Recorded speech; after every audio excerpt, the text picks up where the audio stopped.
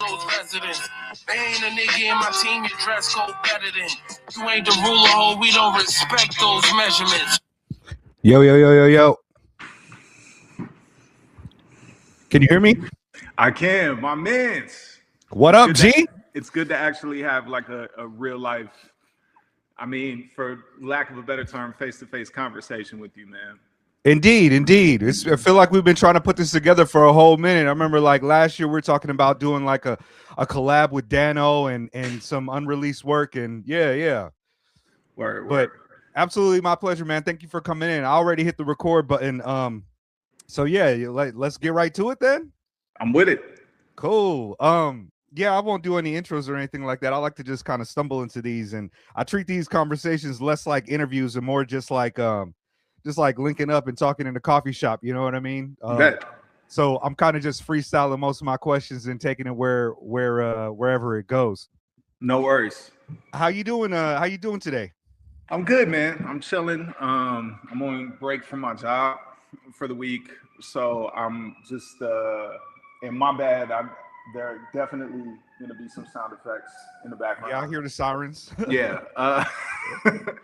But yeah, I'm good, man. Just really today was all about writing a rap I actually liked, and then picking beats and just trying to stay active. Like I have my whole rig set up in the crib, so it's very easy to just kind of plug and play and go. But my setup, the way that it works, I like to have everything written ahead of time and then record just kind of multiple sessions at once.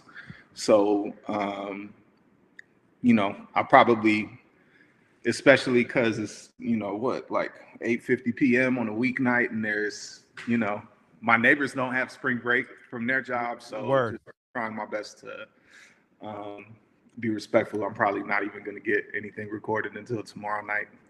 Oh, damn. Word. Yeah. Yeah, my daughter is on spring break right now. Well, it's actually like in Japan, we're here in Tokyo. In Japan, it's like they only have like a spring break before they change school grades. It's not like a summer break. Oh, so wow. She's about to hit the 5th grade, and so she's out of school, but she's out with my wife at work right now. So okay. I was sleeping in this morning. I was feeling good. I woke up. I would check my message to see if you responded, and you hadn't responded yet. So I fell back asleep, and then I woke up. I woke up to an earthquake. Oh, and yeah, we have them here like quite often, and I thought I was really like earthquake living because I grew up in California, and we get earthquakes out there, but it's a whole different type of animal out here, man. The house shook for like a minute, and I was like, wow. Damn. Yeah, but I woke up to an earthquake. It's been nice.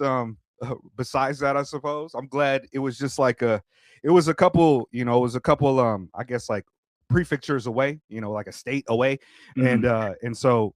Yeah, but it shook for like a whole damn minute in my house on the 6th floor. So I always have my bug out bag ready, just in case the big one finally hits. Because they say Tokyo's not a matter of if, but when we're gonna have the really big one. So yeah, I'll wait like 10 seconds to see how it's developing, because it usually hits with a slow rumble or a big jerk, and then I just closed my eyes for another second before I was like, let me stop being lazy and check these emails and check these messages. Yeah. But it's crazy that these are things we got to consider now. Like these catastrophic, these climate catastrophes, honestly, I think about when I was a kid and, growing up. I was born in 89. I know you and I are similar age. So right. This wasn't even thinkable.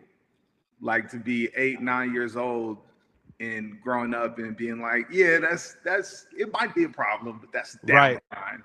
Right. Now to be adults with children of our own, and now these are considerations that we have to make, is just, it's terrifying, man. I'm grateful you're okay. I'm grateful all your loved ones. I appreciate you. Yeah, we're doing all right. Like that's like about the best you could do. Like of all my problems, and I be going through it sometimes. I think I told you about the situation with my wife, but like of all the problems, like I got food on the table, I got a roof over my head, and I got plenty of good people around me. So that's the best you could ask for these days, man. We coming out of a damn global pandemic. It feels almost like it's not real, like it didn't happen. But going back and looking at my pictures, it's like damn, like everybody's in mask. Everybody, I Mhm. remember like all the shows, like there was less shows, and now it's feeling like World War III ramping up, and everything just seems to get worse and worse every fucking week. Yeah. And yeah, it's a little bit rough, but yeah, I remain optimistic. You got to have that kind of optimism of the heart, pessimism of the mind type of thing Yeah, for sure. sometimes. So yeah, Nah, but that's my whole job, 40 hours a week. You know what I yeah, mean? Is yeah, like that is striking that balance in addition to, and I know you know this being somebody's parent, like you are the flight attendant, you know what I mean, for the world outside of your home, for your kid, or if you're a yeah, teacher, for your students, for whomever you're responsible for yeah, caring for. So yeah. I mean it's all crazy, but it also allows you to be grateful for the things that you do have in the process. Right. Yeah, and you're an educator yourself, right? You're a Hmm. teacher. Yeah, Yeah. same. That's my full-time job. That's what I Oh do. wow. Okay. Yeah. But I'm English as a second language teacher, so I'm not teaching math curriculum and things like that. I'm doing that, and I guess I was lucky because when I was in the United States, that was not my profession at all. I was Mhm. I was an insurance agent, as insurance broker, and Oh even I wow. was doing a little bit successful with that, making a little bit of money. I came out here, and it's not like it's not like I could transfer into that industry without the language skills and such. And Mhm. so I found that it's like really refreshing for me to be a teacher. It kind of suits my personality type a lot. I find it extremely rewarding to connect with these kids, Yeah. especially some of them have never communicated with a foreigner before, Mm. especially one that's American or black or like these type of things. And so I've been doing that shit for like almost 12 years, and my Oh wow. relationship with these kids, like I got kids who I started teaching when they were like 6 years old, and now they're grown and they're adults, and they still keep up with me and hit me up and whatnot. And so yeah, man, teaching is another thing that keeps me kind of grounded in the Mhm. idea that like everything's not bad, man. We got these kids, they're going the right way. A lot of them are going the right way, and we've got to make sure to be the flight attendants for them, also as well. So Yeah. well, Absolutely. I know you mentioned that you've taught before, at least in the Discord, and Mhm. is that something that like your average fan is aware of, or is it something you keep kind of close to the chest? I mean, I think it's in enough of my work and in enough of my interviews for people to know that that's what I do full time. For me, it's more just trying and often failing to keep the music from leading into my work life, which I teach. So my job is kind of interesting. I do push in units, so 5-day poetry units Oh, word. for ninth and 10th grade students. So we do one semester with 10th grade, and then we do 2 semesters with ninth grade. So it takes us pretty much the whole year to make it around to all of those classes. So at this point, I've been in this position since 22, 23. So the kids who were freshmen when I started this job are now seniors, which means that I've taught almost the entire school, um, which is kind of a wild thing to think about because it's nearly 4,000 kids. And I Wow. think now with the advent of social media and just everybody being super accessible, I think for me, it's one of those things where sometimes I got to pull a kid to the side who's been telling people about the music and just be like, hey man, like I like my job. You know what I Yeah, mean? yeah, Like yeah. I have tenure. I don't say anything crazy in my lyrics, which I think is probably a saving grace, but I think working in any community, especially right now, any political opinions that I express in my music could be twisted and misinterpreted for something else. Hmm. And the one thing I don't want to have happen is somebody goes in front of the school board, calling me out my name and because I have a perspective on the world that they disagree with. Hmm. And it's not an unprecedented scenario. It's happened in the past few years, especially in the wake of October 7th. So That's right. I am, I'm just very intentional in terms of, I don't like lying to kids. So, but at the same time, I have I have tenure, so I have the job stability, knock on wood, but it's more so the tenuousness of what that stability looks like in America in 2026. Sure. Yeah. You know, like I don't know what could happen. I don't want to be perfectly honest, I don't want to be a test case for anything. You know what I mean? Right, I don't right. want to be on the other side of the V in United States V. You know what I'm saying? So, yeah. I mean, they got multiple star generals being pushed out of their positions because of things, you know, these days. And you know, Charlie Kirk comments. And another thing too is, like, even though your lyrics are mostly, you know, like not antisocial and whatnot, like you collab on tracks with somebody, that's not necessarily, you know, the case, and those things could be used against you. right. You know what I mean? So, like, yeah, it's like your collaborators, they might be all over the place. You've collabed with, you know, everybody, Planet Asia, Yeah. you know, so, and not to, you know, not to put any salt on Planet Asia's type of work, but I'm just highlighting the kind of differences in perspective, because Planet Asia himself is a self-proclaimed 5%er nation of the gods and the earth, and somebody nefarious enough starts piecing these together and just ties you to that in some type of way. It looks a certain type of way, so you got to kind of set up those bulwarks a little bit with your students, so Absolutely. it doesn't never get that far. Yeah, I feel you. Yeah. And also I've done songs with people that are anti-police, and the songs have been, well, maybe anti-police is too strong a word if I'm really thinking about the songs. There's certainly anti-police brutality, and there's certainly anti-racial profiling. And my approach is an intellectual one, as opposed to, I might be on a song with somebody who has a more active approach in terms of how they view that scenario and what they're willing to do about it. So I think, in my mind at least, those are the kinds of nuances that I know how to navigate. And at the same time, I'm an extremely loyal person. A lot of the friends I have in hip hop are friends I've had since I was a teenager.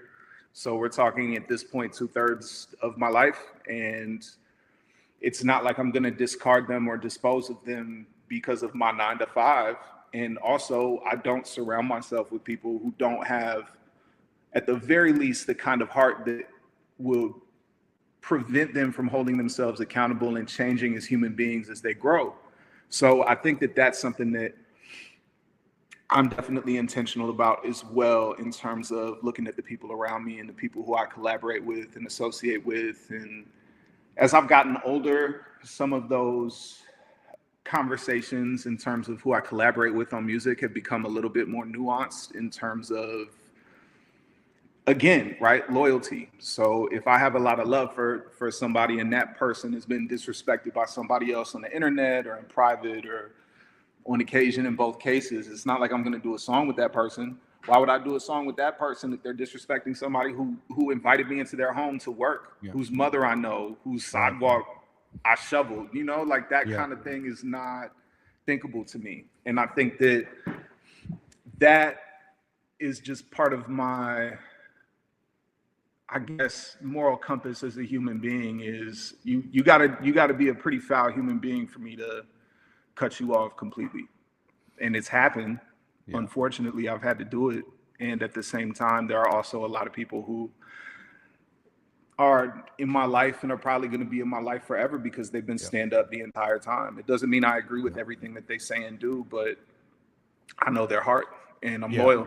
So I have a similar ethics. You know, my stepdad, who is, you know, one of the best men that I know in my life, is, you know, career military. And, you know, in my politics, like, I'm hella to the left. I'm a Marxist. And these are conversations that he and I usually don't get into because it doesn't really inform our relationship dynamic. I don't need to convince him to not be against the empire. And throughout my life, growing up around military kids and moving around a lot and being in spaces with a lot of crime and being in spaces with a lot of people whose lives were very different than mine, both worse and much better.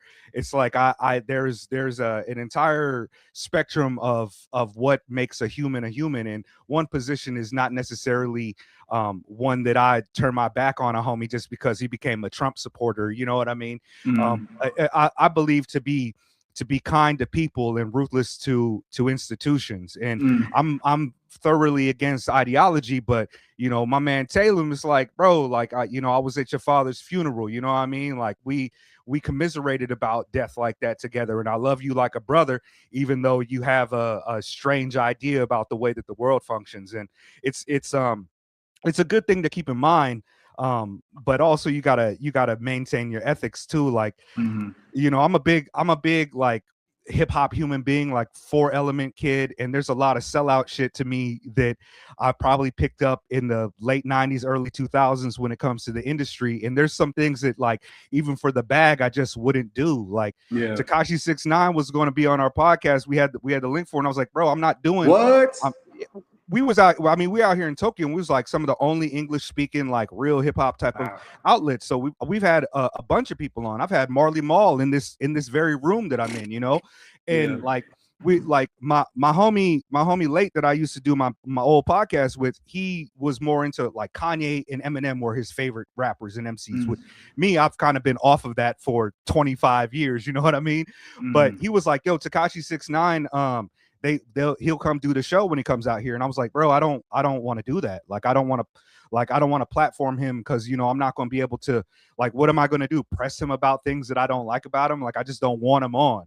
And there's a lot of things in like that I just simply wouldn't do based upon this kind of ethics that I've developed. And as I gotten older, it's like I found this, like, those things are a little bit more important to me than making money. And maybe that's why I'm a little bit broke all the time right now. You know what I mean? So nah, I feel you 1,000%. And I think that there are a couple of things that come to mind with what you just mentioned. One being, I've been in that situation myself, because I feel like, you know, there have been moments in my life where I'm at that fork in the road where it's like, man, I really wish I could make more money off this rap shit. And at the same time, it would mean compromising my integrity to do so. Where I mean, how many stories are there of white rappers negotiating major label deals that don't wind up doing well because they don't want to fit into a gimmick? And then how many white rappers do we see who wind up signing up for that gimmick, who are culturally appropriative, who then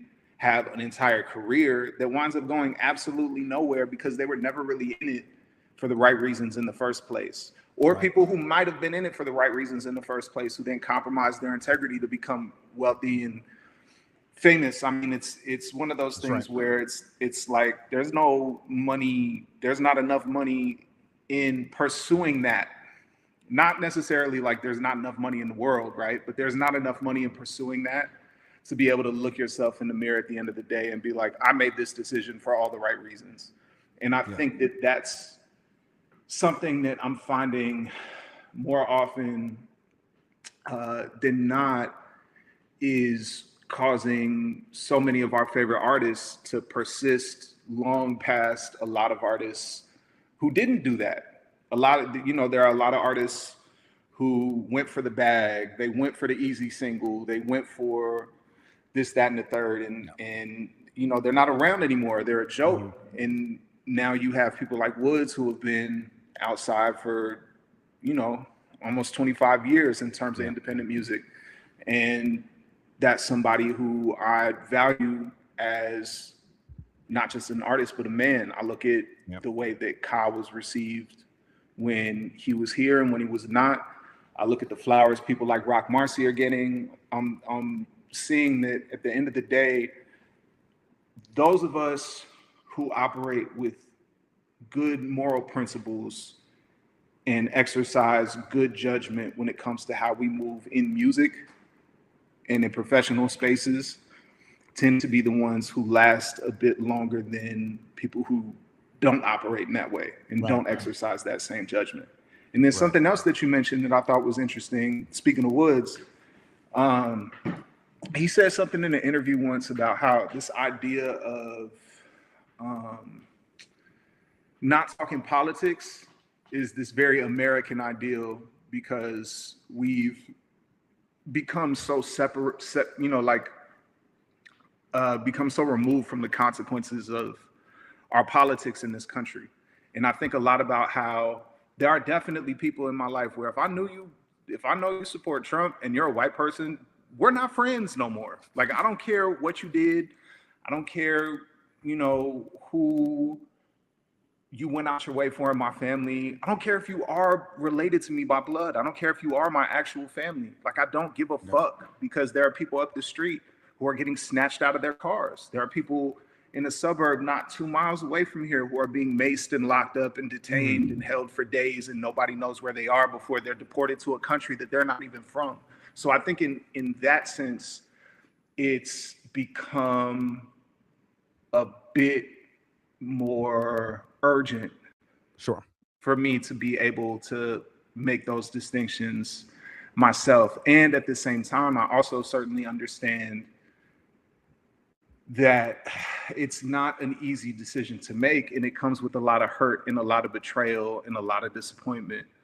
And I think that regardless, a lot of what I'm talking about, just to kind of circle back to it, is just a moral code, general principles.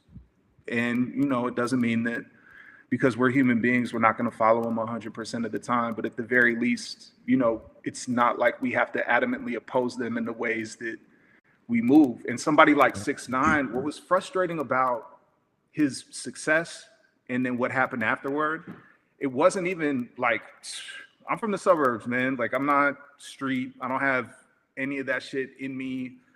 It's more so just the idea of somebody being so blatant in terms of using a certain realm of the world around them to become successful, and then immediately turning on it when it was convenient for them to do so. That was the shit I couldn't respect, and that shit I don't respect at all. Yeah. That's a big part of it for me too. I remember when there wasn't Bloods and Crips in New York. You know what I mean? I grew up in Southern California, Inglewood, California, Oceanside, California. And I remember, being an elementary kid, we couldn't wear red, we couldn't wear blue, we couldn't wear black, we couldn't wear Raiders, we couldn't wear this and that. And it was like, that's real gang culture, you know what I mean? That developed in those areas. And when I started seeing it happen around various parts of the United States, I was like, oh, there we go, life imitating art. You know what I mean? Like they value this music in a different way, and they're trying to they're genuinely fake. They're genuine fakes. There are people who didn't come from that, didn't need to do that, but then they contribute and they shape their personalities so much about that. Eventually, you do some real shit like hang around with somebody that gets shot or something like that. And so it's an interesting thing. And back to what you're saying about how you're willing to cut people off and depending on their politics, like I very much am too. For me, there's just an element of how disconnected like Americans, or I think worldwide neoliberals are, with how politics actually affect their lives in real politics. And for a lot of these people, like my man Salem that I mentioned earlier, for them it's almost sports. It's almost it's not that they're informed about the politics. It's not that he has some like deep-seated nebulous form of racism, because all of us kind of have those elements about us, unless you really work to get out of them or come around ideologically to something different. Like he's not a person who's like, yeah, lock up the borders. He's just like, yeah, I'm team red. I mean, everybody around me is team red, so like, I'm team red. But this person doesn't actually care about politics. This person Taylor is not out there trying to sun the libs or anything like that any more than my liberal friends in California are probably a little bit more passionate about the team sport aspect than a lot of the other homies I had. I think the major point that I was getting at is that like it is beyond kind of just these simple categories of like racism, Zionism, all these things.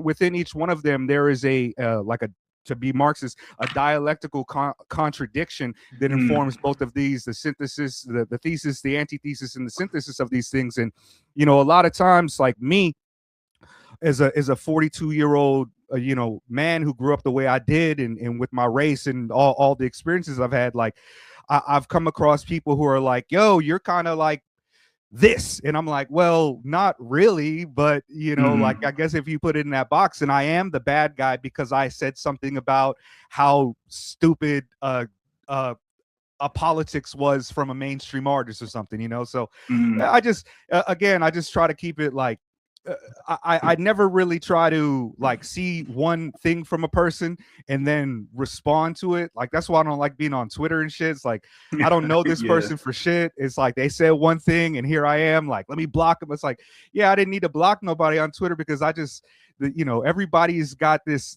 everybody has been a part of this like deeply postmodern neoliberal system that causes all of us to be deeply individualistic about things and very serious and also very much against community and against the people our next door neighbors. So like I try to not contribute to that in ways, even though I'll be straight hating on internet all the time, but I just don't. I do it in the Discord when I'm dissing, you know, Professor Sky or you know, even some of the other hip hop guys who are popular like a Justin Hunt. Like I'm sure those guys are great, but like I just have some ethical things about them and also some like philosophical and political elements that I don't like about these cats who are the voices for considered like the voices of hip hop. Like you saw that this Jay-Z interview that went around, right? I didn't watch it, but I've been seeing all these clips about the shit, and it's just like, yo, Jay-Z is like one of our like the champions of hip hop, like by a lot of people's metrics, like an objective metric, longevity, impact, album sales, classic albums, battles, and all of the criteria that people put. Oh, Jay-Z's a GOAT. He's the GOAT. And is he really good at rapping? Yes. But when I look at his kind of actions, his politics, his ethics, and even some of the things that he's just casually saying about his thoughts on hip hop culture, like the pillars of hip hop that he was talking about, I'm like, yo, this is silly nonsense. Like I just really don't rock with a lot of stuff, and so I'm gonna hate on that a little bit. But you know, but and, yeah. And the Jay, I think the Jay thing, because I have a very, I think something you and I are also talking about right now is nuance, right? So there are a lot of conversations I feel like that are difficult to navigate because you can't easily point at somebody. Obviously, there are plenty of exceptions to this rule, right? But there are a lot of people you can't just point at and say, man, fuck this dude because of this, that, and the third, right? I think for me, Jay has never attempted to be anything he didn't tell us he was from the gate. Damn right. The only yeah. time there was ever anything that felt a bit false was when he wore the Che Guevara sweater. And I think that was because, but even then, that was because he was having a genuine political reckoning at that time in his life where he was studying Che. And then there were so many people, I saw the impact in real time, where within 3 years, there are kids my age who couldn't point to Cuba on a map, let alone have a intro level conversation about Cuba's long storied history, relationship with the United States, subjugation by the United States, embargo. I mean, we're seeing it again play out. But they were all wearing Che shirts, you know. It was because Jay was wearing it. And I think a lot of the things that Jay says, I don't agree with it at all. And it also makes perfect sense considering who he has been the entire time he's been in the public eye. I really do think that he is the hip hop hero that we deserve for the mainstream. He's done everything. He's done everything. You know, and it like you said, he wasn't obfuscating what he was trying to do back then. He has every right to be surprised by the idea that like, what, y'all not on capitalism now? I thought that's what I was supposed to do. I thought I was supposed to get the bag, and that me doing it also provided opportunities and showed young black youth what to do. It's like, he is not a political actor. He's a rapper who made money and did very well at it, who was very good at it. And to kind of make him into a political actor is where it gets a little bit strange, because while we all contribute to politics, like Jay-Z, he is not very much aware of the limits of hip hop in radical politics like that. Like he, you know, like most people are not aware of political economy and what it means to be left of, you know, American liberalism, which is a lot of just like, I'm not a bad person, like I want to help people, like, but leftism goes a little bit beyond that, and it gets to a point where it's like, oh, you know, you contribute to this, so you really, you know, you got a lot of people out of Brooklyn and gentrified it for the Barclays. And like why I'm not necessarily one to be like, I hate Jay-Z, this, look what he did. Like I've always respected his music, but I've also been kind of the weirdo that, you know, when the Blueprint came out, I was like, yo, this is fire, but did you peep that It Ain't Been a Pawn Shop by Quell? Like, that's what I'm on, you know? Like, it's like I've always kind of like shunned away from the mainstream to a degree because of my radicalism in politics. But I think that he's the hero mainstream rap deserves. And I think a lot of people who are hating on him, like, is like, yo, like, we created this beast and you're not all that much different. You are also a neoliberal subject who's been scraping and trying to get money. And it just so happens that this man, with his business acumen, his skill level, and his position throughout these times, has been able to become one of the most successful Black Americans ever. It's like, it's hard to, but you know, it's also one thing to say, it was kind of a misstep for Beyonce to be doing the Black Panther cosplay, like Black Panther party cosplay at the Super Bowl type of shit, you know. Like I know you're a huge lover of rap. You're one of the cats that's like, you know, you are one of the few cats that I talk to in the underground space that are also peeping battle rap. You know, I feel like a lot of the weirdo cats that are like Woods fans or Backwoods fans or old Def Jux fans, a lot of those cats ain't really like into the battle scene like that. And there's like me, I'm a lover of the usage of language, poetic devices and things. Same. And that's why I love hip hop music, because it's very easy for me to love an MC like Zilla Rocca, who comes from this kind of evergreen, more conventional style of barring out without a lot of the flowery language, landing on beat and constructing the rhymes very cleanly, versus another MC like KDI, who is like a scatterbrain, you know, like all over the place, changing perspectives, poetic styling. Like, I can appreciate both of those things while also being able to appreciate the super woke kind of, not woke, I don't want to use that term, the super kind of philosophically insightful and meaningful lyrics, versus somebody who is talking about like, yo, I'm gonna kill you right now with these rap bars, you know what I mean? This is why you foolish. It's how, like, I believe I read earlier that your kind of your rap writing upbringing was kind of parallel to poetry and your learning of poetry at a time. Can you kind of give me how you got into both of these? I mean, my god sisters, so my big sisters, Brie and Tiffany, introduced me to rap via Crisscross Jump when I was like 3. I used to say I was 2 years old. I was probably more like 3 or 4. And so I always kind of had an interest in music from then. I also grew up very well versed in classical music. My grandmother was a violinist.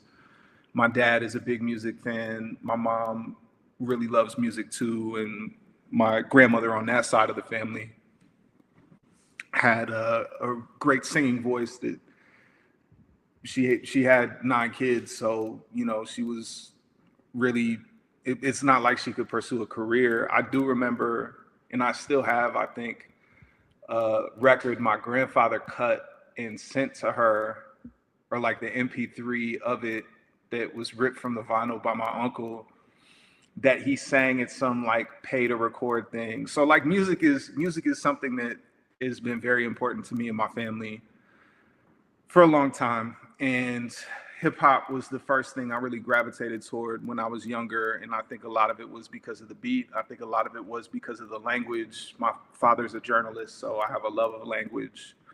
And then when I was growing up, I started to develop more of an interest in rap. And I realized that I could figure out a way to rap in school if I was also writing poetry. So it was a balance of both. And then the school that I went to, the suburb I'm from outside of Chicago is called River Forest. It's very small, very white, very wealthy.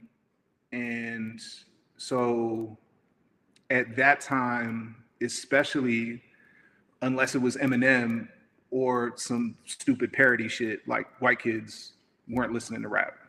So I was listening to like B96, Power 92, DJ Ferris, who, if you ever hear the song, the Kanye song, Way Too Cold, or Theraflu, Ferris is the DJ at the end shouting out all the different neighborhoods and street corners and all that. But Ferris had this mix show. He was in, I think he was in the Heavy Hitters, DJ Enup's DJ crew. So, or the DJ pool that they had. So like I was the battle between Nas and Jay, speaking of it, like I was listening to it on the radio, 11, 12 years old, really doing the knowledge and reading the source. And I always tell people that's how I learned how to correctly punctuate things and use proper grammar, was because I was reading an issue of the source every month, in addition to whatever books, because I love to read. So anyway, I say all of that to say, when I got to high school, this spoken word program was run by my mentor, Peter Kahn. And the suburb that high school is in is more diverse because it's closer to the city of Chicago. It's more diverse socioeconomically and also racially. And there were more people who are into rap. So I was in this after school spoken word poetry program, and I have these older friends who are in the program with me, and they're putting me on to Slum Village, and they're putting me on to like Royce the 5'9", and then eventually, as I got older, it was Company Flow and Mad Villain, all things Wu-Tang, including Supreme Clientele. I was already into Nas, already into Jay, already into DMX, and already into Twista. And while I'm listening to Supreme Clientele, I also have my mentor teaching me the craft of writing poetry at the same time, and teaching me work by poets like Lee Young Lee, or people like Gwendolyn Brooks, Avery R. Young. I mean, just absolutely amazing, remarkable works of art. And so when you're studying the craft at that level, I think it does have a transferable impact on whatever writing you do. So the free verse poetry I was writing was a bit more musical. There's a bit more unintentional internal rhyme. And then the rhymes I was writing were a bit more visual. There was a bit more of a command of metaphor and simile. And then the one thing that I think is just kind of, my brain always has been obsessed with trying to crack codes and patterns and things of that nature. Rhyme schemes were always that. Even though I was like terrible at math and science. Word. You know what I mean? Like that was the kind of stuff that really spoke to me, and I think transferred over in terms of learning how to write free verse poetry and raps at the same time. And I think a lot of what makes somebody like Ghostface an amazing rapper are the same things that make certain poets amazing poets. You have to have a command of craft, language, imagery, storytelling, in some cases meter. Mm-hmm. And all of these things were things I've always valued in the music I listened to and in the works of literature that I read, whether it's poetry or novels or essays, whatever. Word.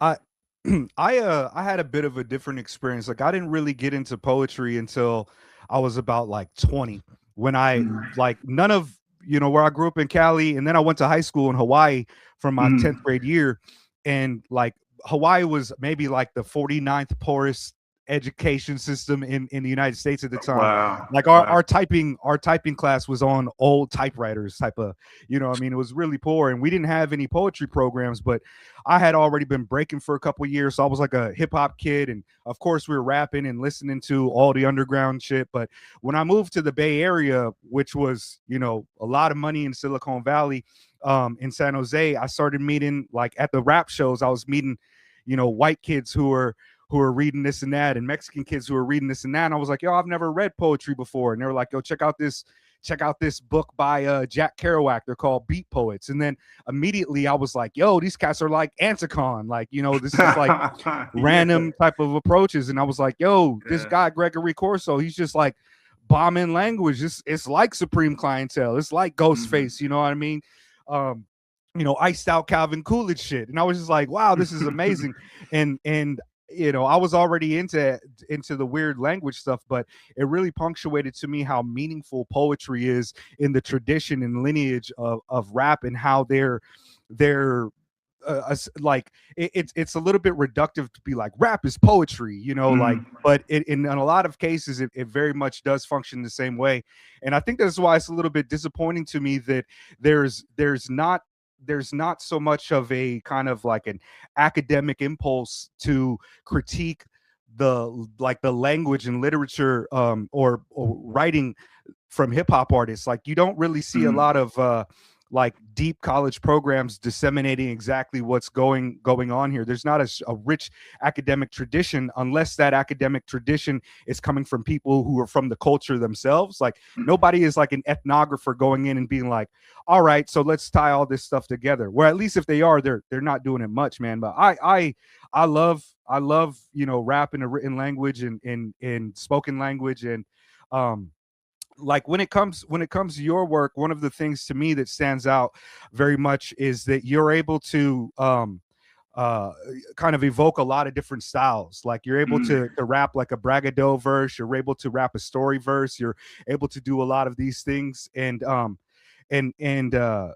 I was curious, like coming from this area of hip hop that we're in, and your style, like I mentioned earlier with Zilla, who I called like an evergreen, kind of like a more conventional. I don't want to say that it sounds like it's diminishing, because he does a lot of, but you understand what I'm saying a little bit, right? I get what you're saying. Yeah. Like Zilla is super nice, and I think K the I is also super nice, and they're just nice in different directions. You know what I mean? Right. And I think something that I've always appreciated about Zilla's work is it's informed by a lot of the same things that inform my work. Like we're fans of the same stuff by and large. And how it informs his style is different from how it informs my style. And then I also think somebody like K the I is one of those people like Sketch 185, where it's just like, what the fuck? Like, I'm just always blown away listening to those guys rap, because I hear everything that you're doing and I aspire to it. And also at the same time, I'm trying to work within the limitations of my own style so that it doesn't sound like I'm trying to mimic you or copy you. And that's ultimately the point of that style, is they don't want anybody to do anything that sounds like them without it sounding like a replica of what's authentic. Yeah. And I think that ultimately is, my bad, I interrupted your question. You had no, I mean, like they would give them their props. That's actually kind of where I was going with it. I wanted to know, like, you work with, like, you have your fixed style and such, but then you also work with these other artists who are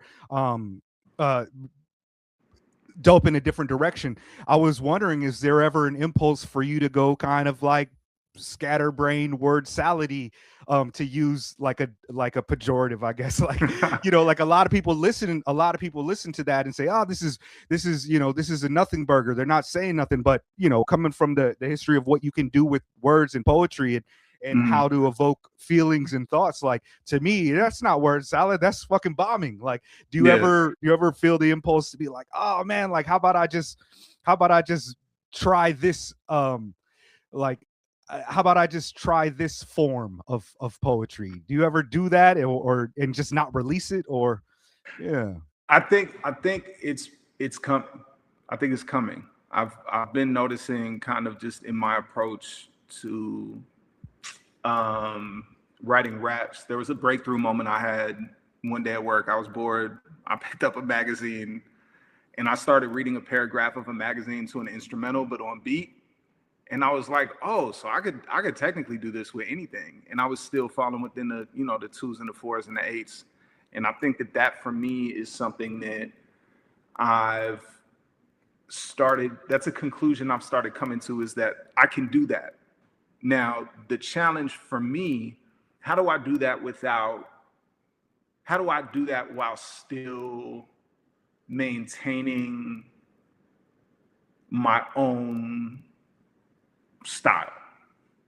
And I think that is, I'm starting to figure that out now. I'm starting to figure it out a little bit more. And I also think that there are producers I'm working with whose work is challenging me, because the time signatures, like, you know, I might be doing an EP with somebody and there's I got 5-6 beats I need to write to, and only one of them is in 4/4 time. So there's part of me that's like pulling out what's left of my hair, like, this is crazy. Yeah. And then there's also part of me that enjoys the challenge, because now I feel like I have a better understanding of how to do it. And I also think that there are people who, I think of people like Andre 3000, and what's so amazing about him is it doesn't matter what the beat's doing. He's going to find his pocket and just go absolutely crazy. Like, if you think about his verse on Solo Reprise on the Frank Ocean Blonde album, there's no, like, I hear that beat and I'm like, how the fuck did he do that? Right. Or like Scientists and Engineers on the Killer Mike album, like, you listen to that beat, just be like, how the fuck did he do that? It's stuff like that. I think ultimately also teaches you that the X factor is confidence. And you got to make it work for you. And I've been fortunate enough to work with people like, I think Sasko, in Sumundi. The opportunity to feature on that album was space. I felt like I could really let my freak flag fly a little bit. Yeah. Same with the joint I did with Shamar on his album. I think that was also something that I really enjoyed doing, just because I had to figure it out. Like, like I was saying before, like, I gotta crack a code. Yeah. So if I can't figure out what pocket is in the beat that the average person will hear, I gotta do some superhuman shit and figure out how to make it work for me. And I think that ultimately is a challenge that used to be intimidating, that now is kind of inviting to me, to be honest. Man, Sasko, Sun Mundi, and Shamar, all incredible artists. But I definitely get what you're saying about trying to land on some of that Sasko work. You know, Sasko comes from this deep jazz background, and as you know, like, a lot of that timing is not going to be the conventional boom bap 4/4 type of timing. So you got to kind of figure out how to approach it. And I think that those being put in those type of situations is always really interesting for me to hear from an artist, you know, when it's changing and different. When I started, you know, I don't make rap anymore, but constantly with the MC homies out here, we freestyle and we do all that. And when I got into rap, like, it was just like I was trying to ape my favorite MCs. It wasn't until I started getting into poetry that my homies was like, yo, why don't we just try to do a verse with all alliteration? Why don't we just try to do a verse with hella assonance? Why don't we, yo, I left the house today without a poem. I came home with a poem, and let's just rap it. And it was like we were doing that as it got to the point where it's like I'm picking up books on poetry on like how to write these forms. And it's like, oh, okay. So to write a sonnet, not only does it have to be landing on these type of rhymes, but also it has like a meaningful twist towards the end of the sonnet that changes the entire thing that you're talking about. So those type of things were always fun to me. And I can imagine how getting a beat from like a KDI beat, like KDI's beats are crazy too, like would be like challenging. But I imagine like with somebody who loves rap as much as you, just like so many of your contemporaries, like that's got to be like one of the things. It's like if it's not inspiring you and it's not challenging you and it's not wanting to make you a better MC, then like what is the purpose here? You know, like what is, you know, if I can't, it's also that kind of like competitive nature of an MC, right? You still got to have that little bit of battle like in you that's like, oh, I'm not going to get washed on this. I got to be hard on this. Like there's no way that, yeah. So yeah, man. Like, and go ahead. Go ahead. My bad. No, I mean, like, I'm just talking. Like I said, I didn't prepare any questions. So like, eventually I would like to get to like some of your talk about some of the work that I've listened to and some of the work that I admire. But yeah, right now I'm kind of happy just to have a sit down with you and just, you know, talk shit about something we both love. So yeah. Yeah. And I think that ultimately is kind of the element of the conversations that happen around hip hop that I miss, you know, and that was ultimately what I feel like forged hip hop into the global force it's become, was that sense of community and building from the ground up, and it just being people who had a bunch of things in common and not enough to do. Yeah. And participatory culture. Yeah. Just like, yeah. And I always think it's like you have, you know, and I know the origin stories vary in terms of, I know there are people who disagree with Herc's Block Party on August 11th, 73 being the genesis of hip hop culture. And it was predated by other graffiti and other DJing. That's why I use the name Grand Mega Flowers, because Grandmaster Flowers was one of the early cats that, you know, people would say, oh, that was hip hop too. But yeah, you know, you're right. And I think regardless of whatever conversation you want to have, there is a kind of miraculous origin of there being all of these resources taken out of music programs in school, and all of these resources, like fundamental resources like water, electricity, gas, being disinvested from these neighborhoods in New York City, ultimately being rewired by a bunch of young Black and brown people who have been disenfranchised and disinvested from themselves, building it into what it is now. I think that ultimately, that community building, that connecting, is something that when I was a young person who found it difficult to connect with other people about anything apart from hip hop, because I didn't really have any lived shared experience or understanding of certain social dynamics. That's the kind of thing that really, when I say hip hop saved my life, that's what I mean. It's not a cliche. It's not me just saying something I heard in the song. That's what happened. Yeah. That's what happened. And I miss conversations like that, where it's just, let's build about something we're passionate about. You know, we don't have to always have these arguments where it's like, yeah, this person's a better rapper than this who's better, Prodigy or Andre 3000? And it's like, who gives a fuck? Yeah. Who gives a fuck? Yeah. Like, these are fun little debates in the barbershop amongst friends in a group text, whatever. But like, people ultimately meaningless to the grand scheme of what is dope and what isn't dope. It's like, yeah, I get it. You like this person more, but yeah, this is why I appreciate like the variety styles. Like if somebody asks me like my favorite MC, it's like, Yo, I really like Loaded Lux for an entirely different reason than I like Shamar. Like they're not, Right. they're like, of course they're. I could draw some through lines. They're doing a rap. They're black. They're New Yorkers. You know, like, but like, Mhm. what is the point of this comparison? Like, you take, I love a unique styler, and I love this community. And for me, I really mean it. When like I grew up, I was like one of the last of the Four Element kids before things started drifting off and the elements separated and shit, right? It was a real Four Mhm. Element shit that I grew up with. And for me, I like I don't say I am hip hop anymore. That used to be a thing, but I Mm. really fucking am. My wife is a B girl. Like I Mm. don't know anything. Like my politics have been informed by this in a lot of ways. Like hip hop saved my life. I grew up around real gang culture. My nephew, Mm. who's 4 years younger than me, he wasn't hip hop like me. Like he liked it, but he grew to be, you know, gangster disciple, GD, going to jail for catching bodies for it, you know, like really a part of that. And for me, I was like, nah, y'all gangbang. I'm gonna do this breakdance thing. I'm gonna do this graffiti thing. I'm gonna do this rap and DJ thing.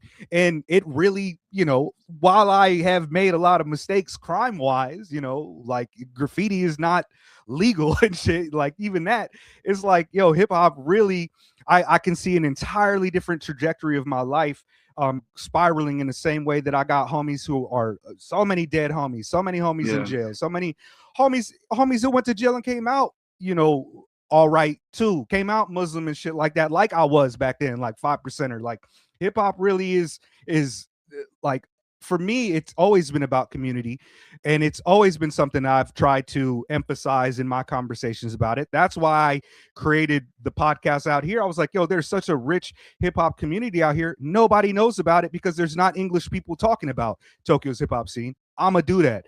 The thing I love about Discord is because that's like the old forum days. Like Yeah. it's not like it's not overwhelmed by people who are just stepping in to talk shit. You know, there's personalities, you get to know them, you build relationships with them. That's how I know you. You know what I Yeah. mean? That's how Facts. we connected. And that's how I know Shamar and Samundi and Sasko and all these cats. And that Four Element participatory culture of coming together and really kind of like building to help each other grow is to me like one of the primary things about hip hop. Like my OG Scheme Richards from you know Philly was like, Mhm. he said, and he's you know he's a super OG. He said if there's one thing hip hop is, it's free.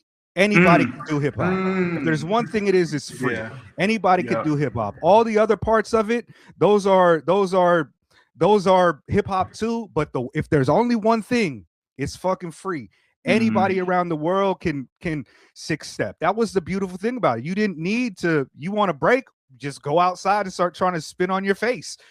You know, you want to rap, Yeah. it's like just put words together. You know, graffiti, you don't got, yeah, you steal that shit and you kind of figure it out. So I just, you know, man, like I do miss that kind of Four Element culture. Is far past to lionize it and shit like that now, but that's the only thing I know. Defcee, I only know, like, you know, my wife is, I come home, my wife is watching, you know, battles and shit. You know, she's Mm. still in a group chat with, and my wife is your same age. My wife is Mm. your same age. So, you Mm. know, and she teaches breaking.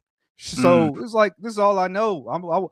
And I didn't try to be like, yeah, I'm gonna be hip hop forever. I just kind of kept reading and was like, oh man, Marx is hip hop. I'm hip hop like Marx. Like, you know, like Mhm. anarchism is hip hop. The immediacy of anarchism is hip hop. And I just kept on attaching more and more of the world to this perspective. And I feel like, yeah, man, this community means a lot to me. This conversation with you means a lot to me. Like Thank, I value your art a lot. Like thank you. when I first heard your music, it was the August Fanon collab year. We dressed the city with our names. Is that the name of it? Which Yes. is a line from, you know, Star Wars or whatever. And I was like, the first track, I was like, oh, that's me too. You know what I mean? Like the Mm. homies was outside.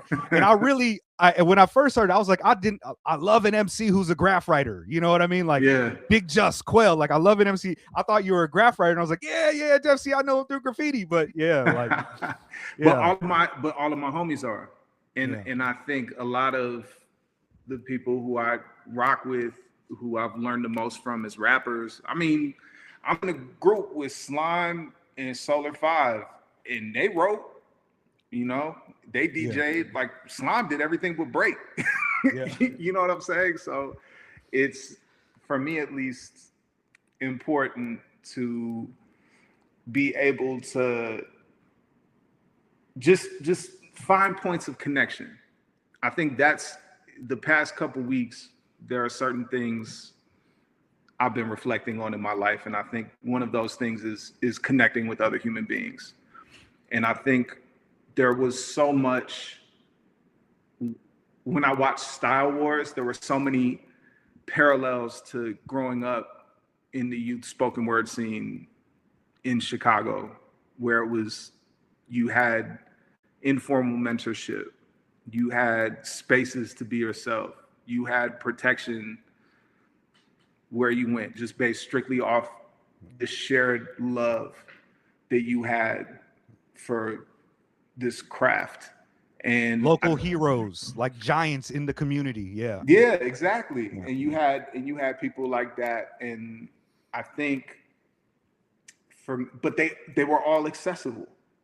So it was kind of like you felt how special it was to be a member of that community at such a young age, and to learn from so many people at the same time. And I think that is part of what went into that EP. And that was the one thing I was very clear on from the jump, with the label, with Fanon, with anybody who wanted to review it or talk to me about it. I never wrote graffiti a day in my life. I had my little bullshit tag I wrote. This was more of a doodle than a tag. And you got to do that. You got to have, no matter what, like back then you have to have a hand style, even if it's whack. It's like, I don't just write my name in cursive. I got to do a little something here. Right. Yeah. And I think all of those things ultimately were parallels that were very easy to draw from that film to my life doing hip hop and spoken word poetry in Chicago. So it made it it was just a very easy, fluid connection to make. And I always have an understanding of myself and who I am and the things I have and have not done. And I'm very honest and transparent about those things. So the one thing I didn't want anybody to think was that I was out here tagging everything. Right. All city Defcee. Yeah, hell no. Nah, not at all. Nah, that's one thing that's really stands out in your music. And I've even seen people in my comments talk about how much that they really, people that didn't know, like when we reviewed Other Blues, when we reviewed that album, we had some people that were like, yo, I never heard of this cat before, but this is my favorite type of rap. It's like very kind of street level, human, and seemingly authentic. I say seemingly because what they're getting from it is like, oh, this is not a character. This is not somebody who is this, like everything you get here is like really who they are. And it stands out to me like this is a person that I could be in a community with and rock with. And that's one thing that I really like about your music too, is that there's this really wonderful like social element to it that is not antisocial. You're not championing murdering people or getting women or doing drugs and things like that. And it's really not necessarily an outlier, but it's something that in the space of hip hop is special to a lot of people, and people actively search for that. Like that. I what year did that? I was trying to look up the albums, but what year did We Dress the City? 2001? No, I mean 2021. Yeah, 2021. Okay. Yeah. Immediately after that, I got 2001. Immediately after that, what were you like? Fucking like I was 12. Yeah. So, but I was writing raps, but they weren't that good. They weren't that good. Nah, like you should have been like the next Nas or the next Idea, like you know what I mean, like early rhyme bombing. But that same year, I got Trapdoor, which if I'm being honest, that might be my favorite project from you, just because Thank you. it was like that I found out about Joshua Virtue, shout out to Rama, on that album, and like I was just blown away by all that. I was like, yo, Alaska's back. Like it was so much on that album, and you just kept on bombing. And I haven't gone back to listen to some of these older albums, like Damn Near Grown.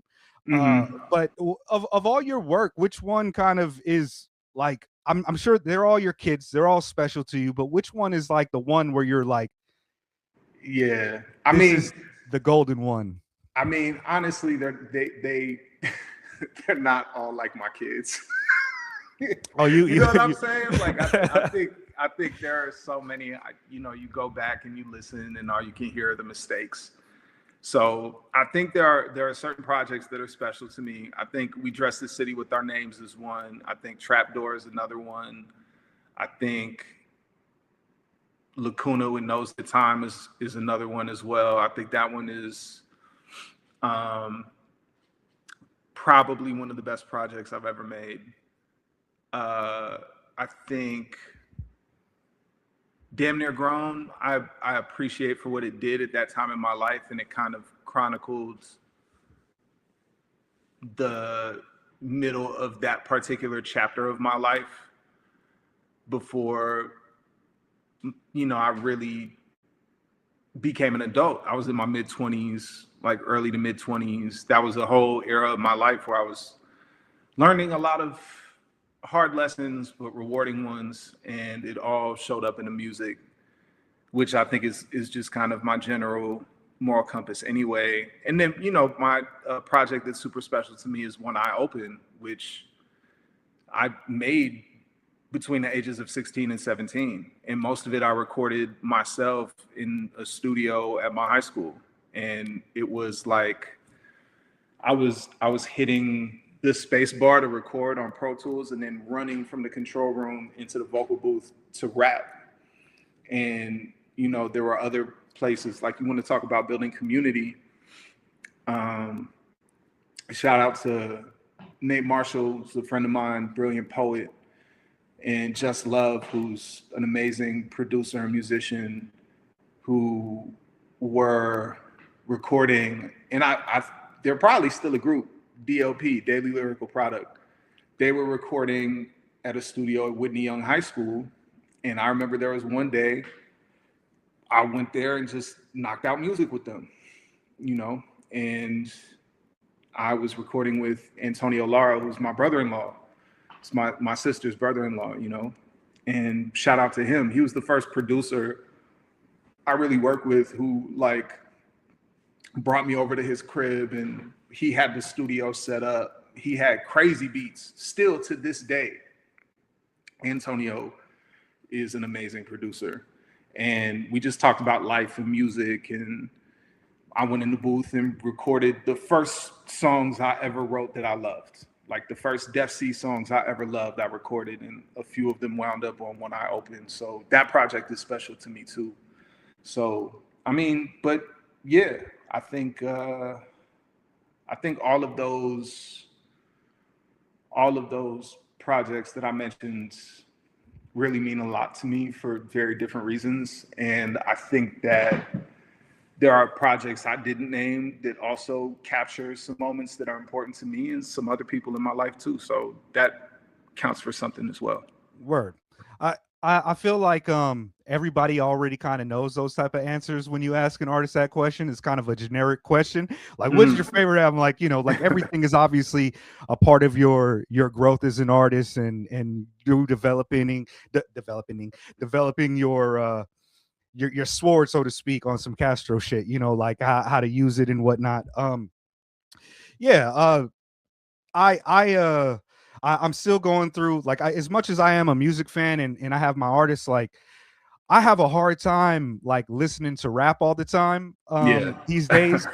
Yeah. It's like I get overwhelmed by it, especially with the kind of like the review show that we do, and also I'm doing the podcast with Trey does and Cozy now, and this is like constantly thinking about rap. So like, man, there's some artists like I really got to go back and hit the catalog and tap in, but it's like, oh, but a new, you know what I mean? A new album just dropped. A new, you know what I mean? Teller Banks just dropped. So I got to get on that. And yeah, but Shout yeah, I'm out gonna, Teller, man.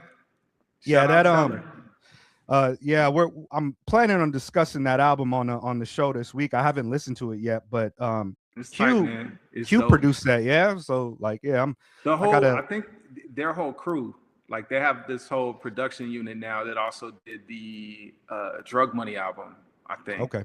But yeah, nah, those fools are, man, listen, Teller is phenomenal. I think that there are a lot of artists there are few artists actually who can say that they do what Teller does, if any at all. And very few of them, if any of them. Maybe my guy Solar 5 might be the only one, honestly, or somebody like Mike Shab, who's doing music that sounds like that in this realm of what it is we do.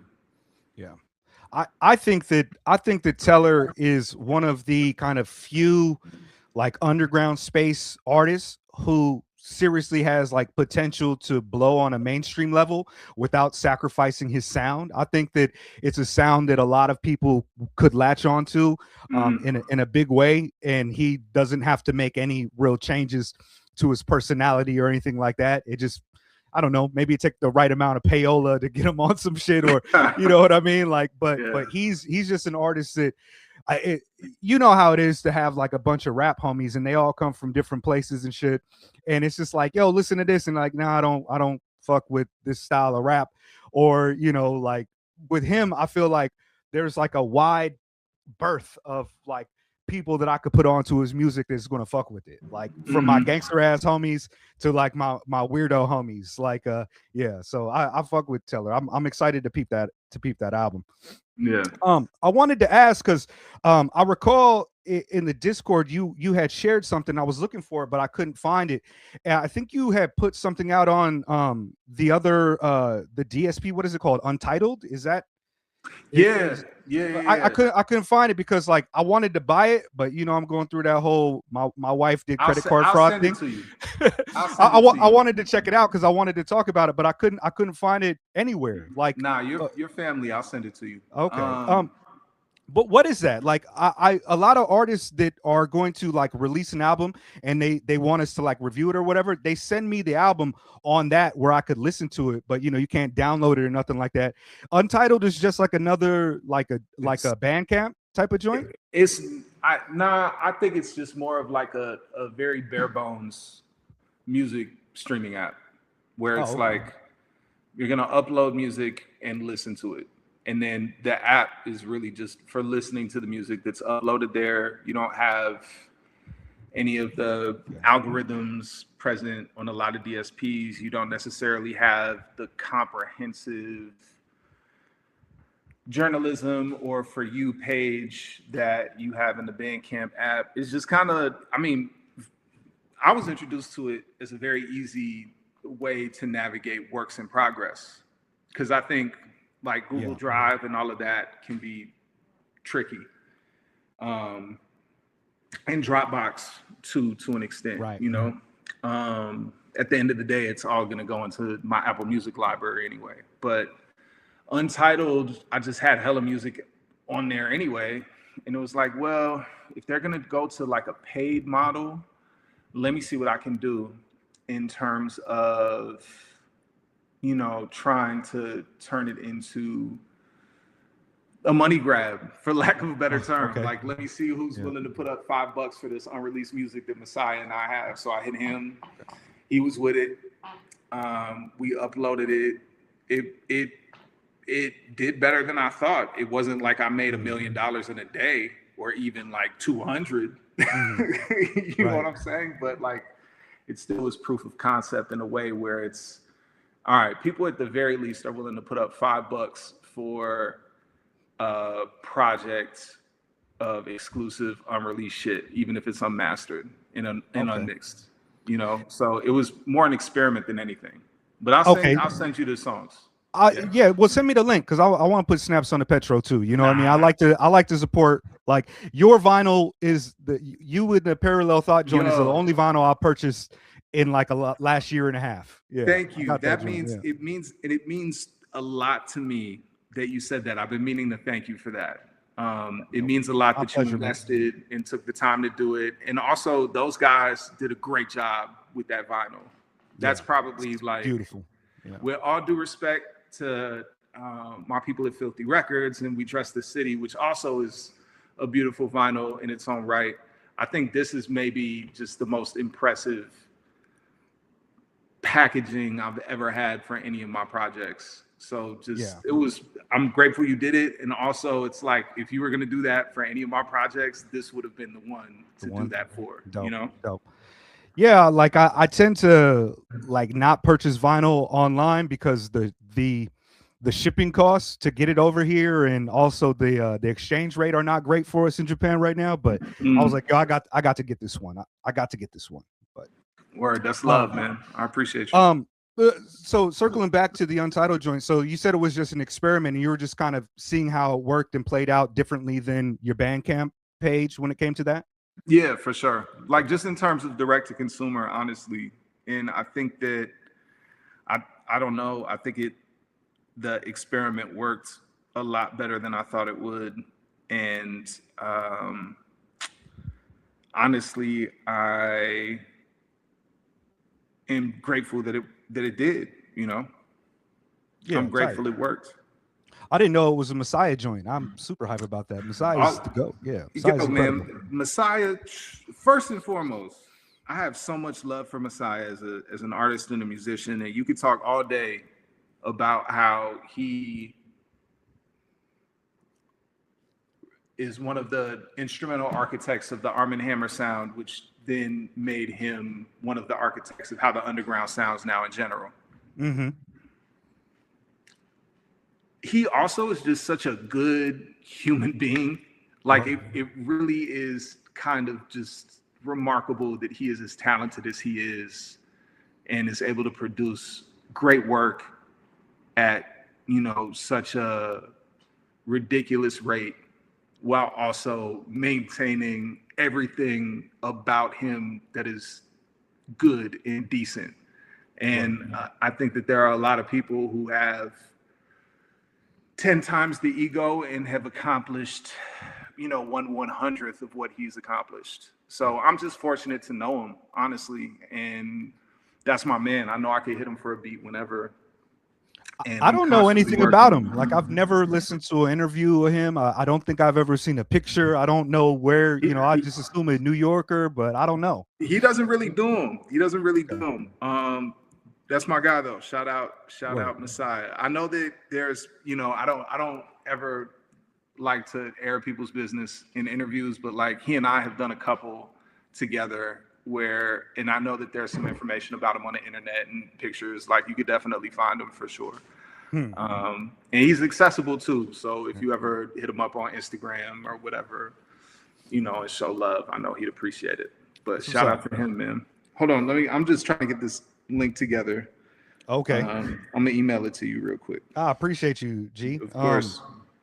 Yeah, it's been a crazy year for me. I started the year with zero debt, and then found out my wife was committing credit card fraud for the last 2 years, and she didn't tell me about that. And so yeah, we worried about jail time and all that type of shit right now. But I remain optimistic, and I'm working with her boss about it and trying to see if I could get on some type of payment program so she don't have to take my wife to jail. You know, I got a 10-year-old daughter and I got to maintain that. I was trying to stand on the charges myself. I was like, yo, can you just let me take responsibility? I'll serve the jail time to keep my wife out of jail so, you know, she could take care of my daughter. And, you know, talking to her and talking to the lawyer, the lawyer was like, look, man, if you do that, they just going to find out it was your wife anyways, and both of y'all going to go to jail. So you can't do that. And so I was like, damn, I couldn't even stand on it on some G shit, you know, like, but yeah, like I remain optimistic. My wife is fucking a crazy person apparently.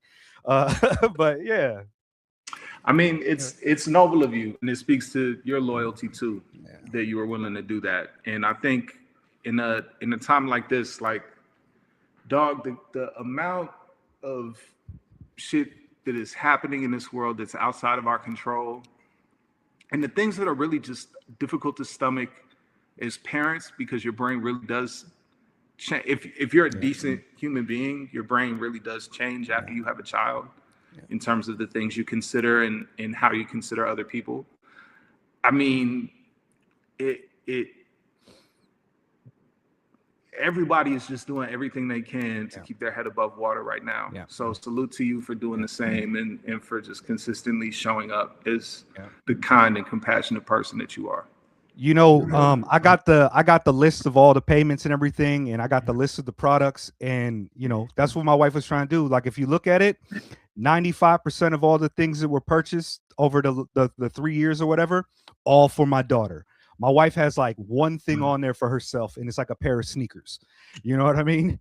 For her volleyball. And like the rest of it is just like mad things for my daughter, books and school supplies. And you know, my daughter was going to an international school, and that was like $3,000 a month. You know what I mean? And so like, yeah. So my wife, she handles all the bills, because my wife is Okinawan and she's Japanese, and you know, I'm not, as I can't read the kanji. So my wife handles all the bills. I had no idea what's going on. I just know we make enough money to live this lifestyle. I know what I can spend for myself every month, and you know what I can do, and my wife handles the rest. And so that's what she was trying to navigate.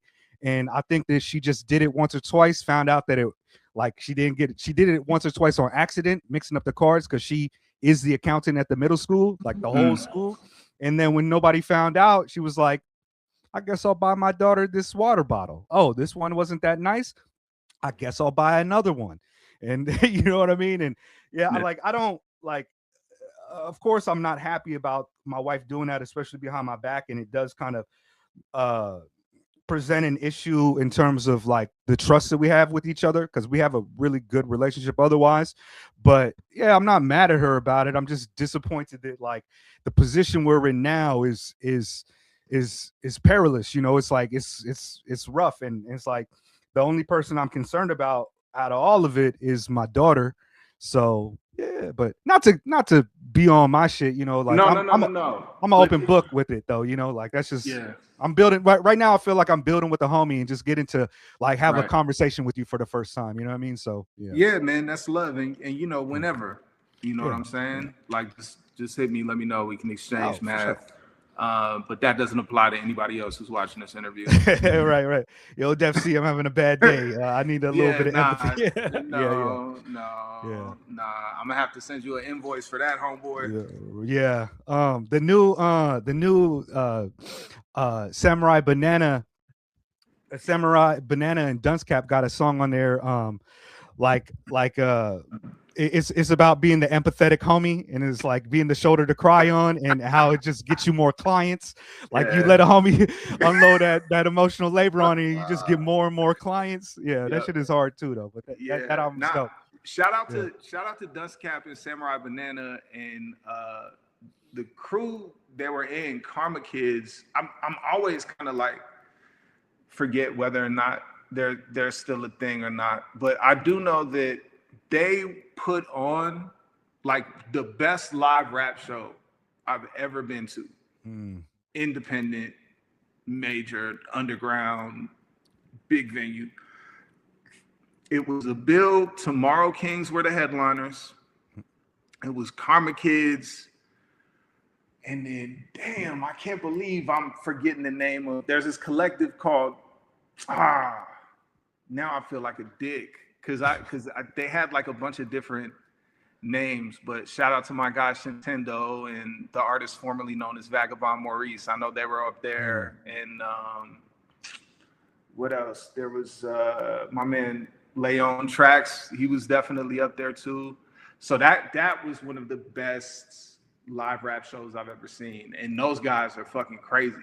Like I was watching them reverse DDT each other while rapping, and nobody dropped a beat or a bar. But that's a great. I gotta tap into that record, man. Shout out to those guys and good people. Yeah, inspire. Good people. It's like you know, Dunce.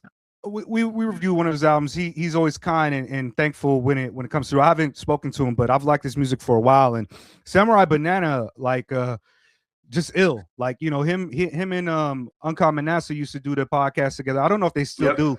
But yeah, always just ill. And Samurai Banana he's got a great ear for you know, he's a DJ as well. So it's like you got a great ear for making things fun and making people, you know, feel music. So yeah, this new joint is crazy. This new joint is uncanny and unique. I think it's a jam, and I hope more people tap into it.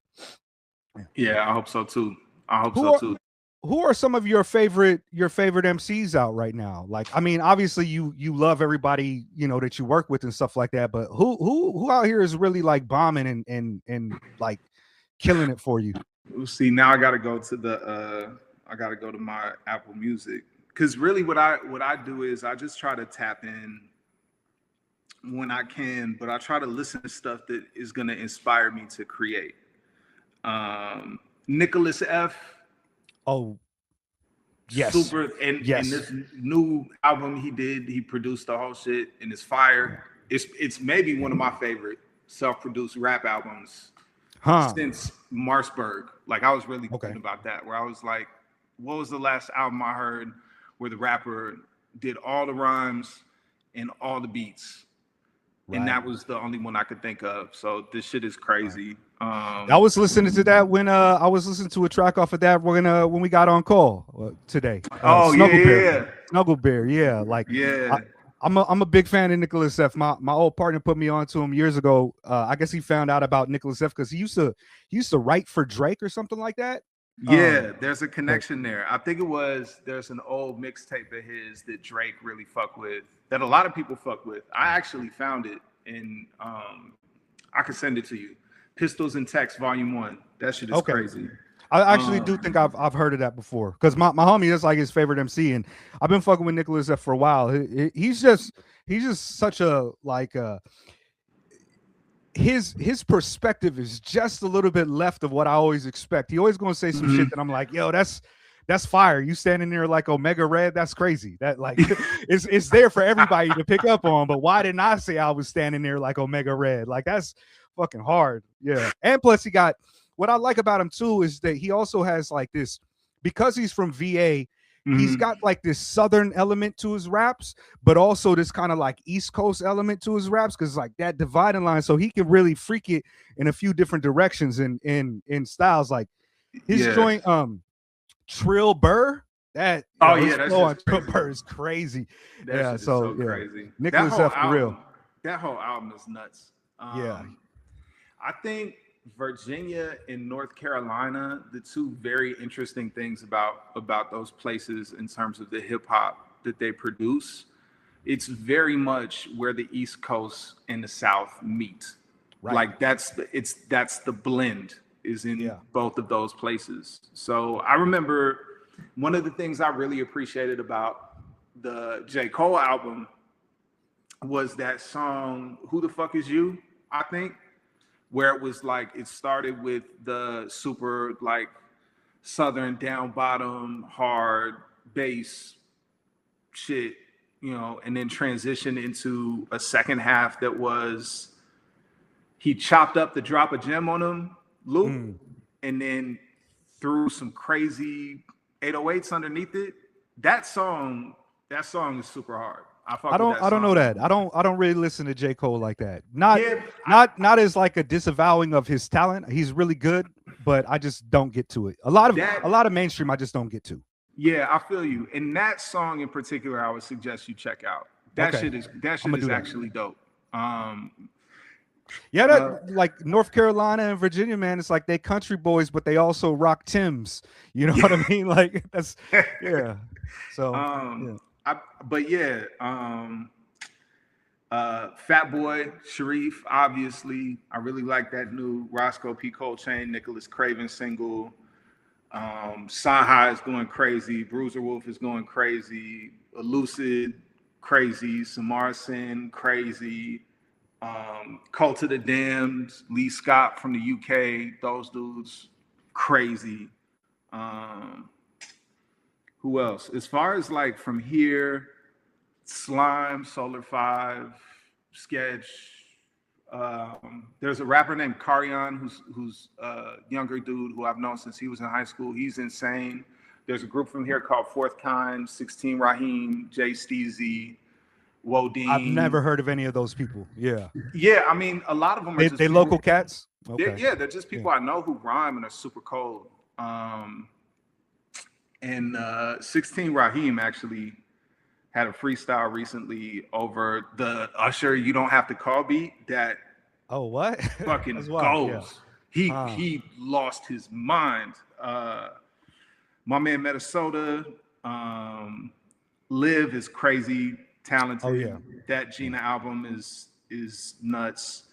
I love Sauce Walker. Okay. Yeah. Lord John Monty is dope. I didn't peep that new Lord Jamonti, but I saw that Dash gave it Dash wrote the Pitchfork joint and they gave it a favorable rating. I need to get to that. Yeah, no, that shit's tight. Fat Ray, JUS, all the Bruiser Brigade guys are like, Sure. Come on, man. Yeah, yeah. Like there's like a million MCs that you could list right now. I feel like we're in a really good place with independent music right now, underground music. Like there, like so many cats are so dope, and you just miss out on so much because there's so much ill music coming out right now. I remember when it used to feel like that when I was like, year 2000, 2002, but now it's just obscene how much music there is. And it's on steroids because you don't have any of the barriers that existed back then. Yeah. So it's like, I don't need, fuck you mean I need CD Baby to put my music on the internet? Or like, fuck you mean I need Sandbox Automatic or Hip Hop Site. To put out my CDs. I'll press them shits up myself. I'll go to the post office. I'll mail them out, And I think that ultimately the one thing that I think makes me conflicted as an artist who has so much shit to do is that I can't check out everything, but I can at the very least, you got that censor, right? As a hip hop head where you're like, yo, this fool is nice. And then the artistic side of it is, damn, like, is this shit inspiring me to try something new? And I think the 10K guys are like that. So Mike, Sideshow, Neonte, damn, what's the name of the dude? I'm trying to remember his name. Cousteau, I think. Yeah, El Cousteau. Cousteau, Anicia Kim. I also fuck with like Caribou and all of them too. Like I think women, Mona Leo, Megan Thee Stallion. I think that the most interesting mainstream rappers out right now are women.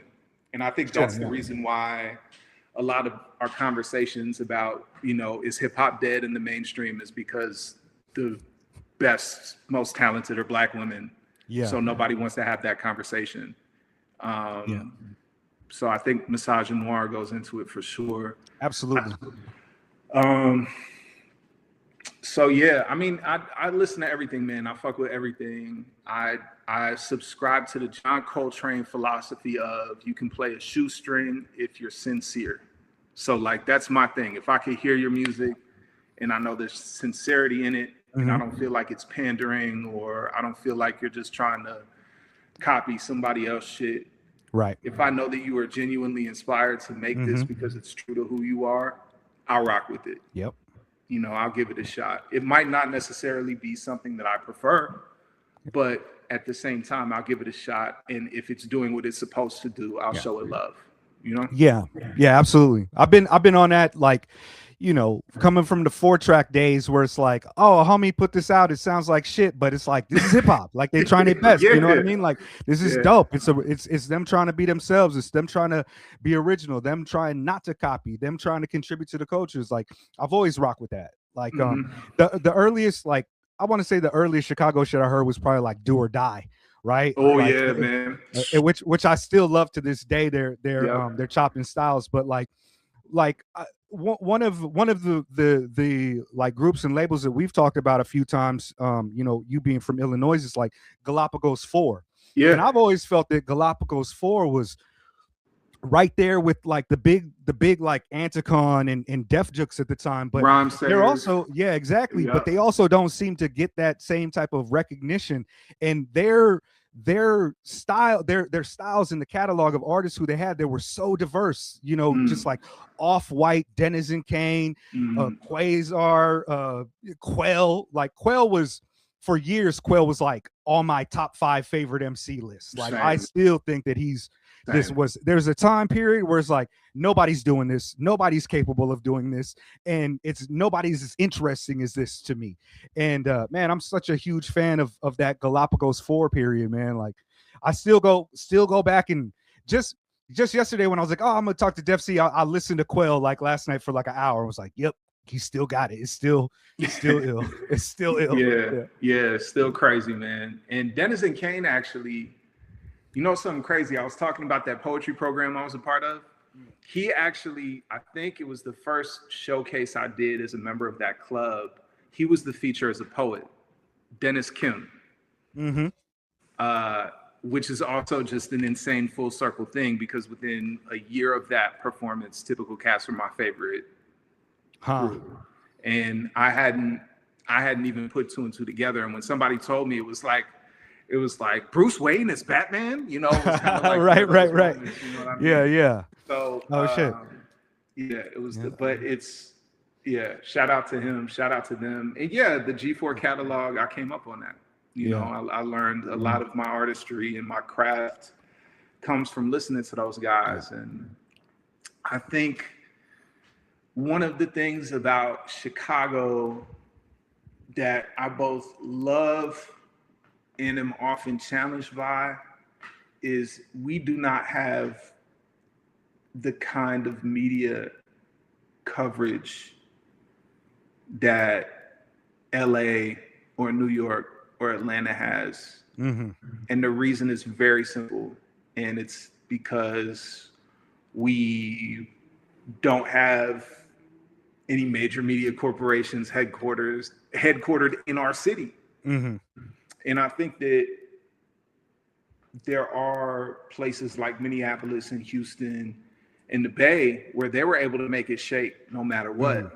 And I think there was a persistence to that hustle and that grind that made it work. But I mean, Chicago is also an incredibly segregated city.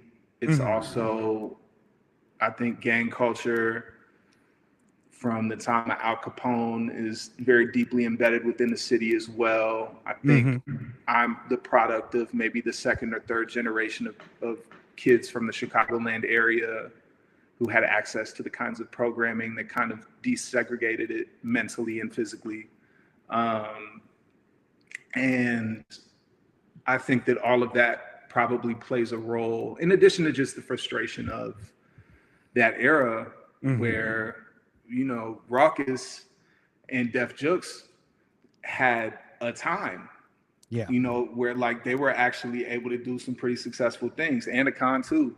And I think Galapagos 4 kind of came in with the self-titled Typical Cats record at the very tail end of that, as Napster was becoming a thing and the internet was really taking over. And we just kind of missed out on that. And I think Rhymesayers has been around from that era to now. And has always had the coverage or the connections or whatever. And you know, this is me having a conversation about a label that, like, I would rather not get into that because that's not what this conversation is about. But the point I guess I'm trying to make is that, like, Galapagos 4, you know, just kind of barely missed its moment. But all of those dudes, the people who they influenced, like Chance the Rapper, are superstars. And that means something. Indeed. It means something. You just wish it meant money in your pocket. Right. You know?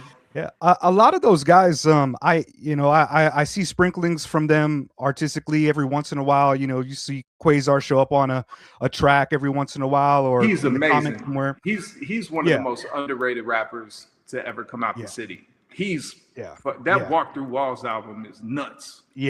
Desert Eagle. Oh yeah. But like, also just an incredibly ill voice too. Like he just sounds good over beats. But you know, I don't know if Denizen Kane has put out anything. I haven't heard anything from Dennis in at least 10, 15 years, probably. I mean, he moved to the Bay, which I believe he's from there originally. Okay. I could be mistaken. but I know he moved. I know he's there now, and I know he has like a 9 to 5.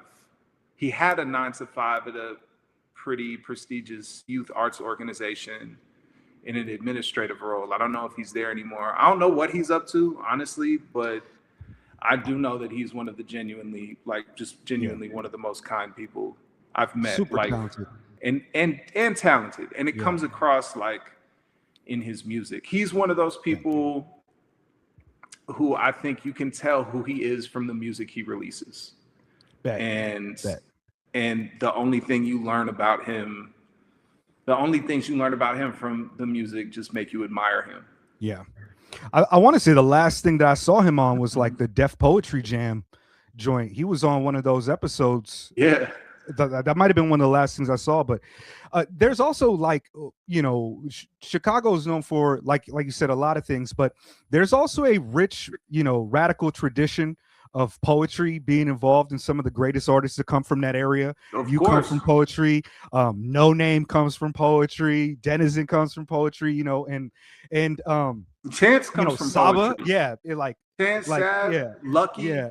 Mick Jenkins. Yeah. I was the feature on those open mics. Oh no, Word. I sound like starting to sound like Bud Bundy. I scored 3 touchdowns at Polk High. But nah, you know that's what I'm fire. saying? Let him know. Yeah, it's more so just kind of like the and the reason why I was a feature was because God rest his soul, Brother Mike had this generosity of spirit about him where the mentorship and the resources he provided to No Name and Chance and Lucky and Mick and Saba and John Doe and so many artists who wound up going on to do amazing things from Chicago.